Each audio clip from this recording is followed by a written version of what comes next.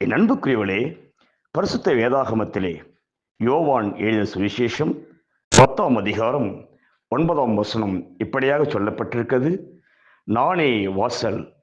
என் வழியாய் ஒருவன் உட்பிரவேசித்தால் அவன் ரட்சிக்கப்படுவான். அவன் உள்ளும் புறம்பும் சென்று மேய்ச்சலை கண்டடைவான் என்று இயேசு சொல்கிறார். ஆம் பிரியமானவர்களே, இயேசு வார்த்தையாயிருக்கிறார். யோவான் 14:6 சொல்லப்பட்டிருக்கிறது, நான் வழியும் சத்தியமும் ஜீவனுமாயிருக்கேன் என்று சொல்லி.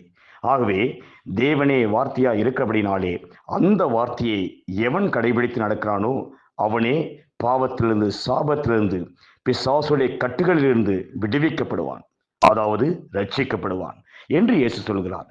அப்படிப்பட்ட வாழ்க்கையிலே உள்ளும் புறமும் மேய்ச்சலை கண்டடையத்தக்கதாக பெரிதான ஒரு ஆசீர்வாதத்தை இயேசு கொடுப்பார். நித்திய ஜீவனையும் சேர்த்து கொடுப்பார். ஆகவே அன்புக்குரியவளே, நீங்கள்